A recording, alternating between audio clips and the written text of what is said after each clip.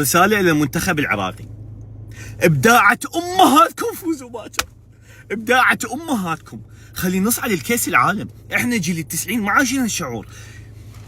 بس اسمعني، اذا تتعب يعني هيك متت بالملعب، اركض ذب كليتك بالملعب ما يهمنا، بس لا تتعب، لا تسوي نفسك تعبان. كأس العالم هذا تريدون اذا تفوزون الشعب العراقي بكل طوائفه وبكل شو اسمه، كلنا بالشارع ايش قد نفرح.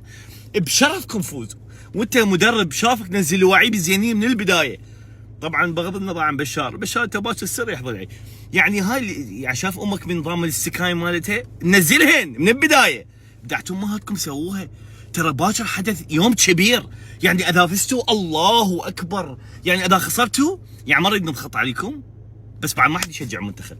اي اكو يعني فرصه اكثر من هاي ايش تجيك؟ اسهل قرعه جتنا واسهل وضيعناها. باكر ذب حيلك، اركض ما اتعب.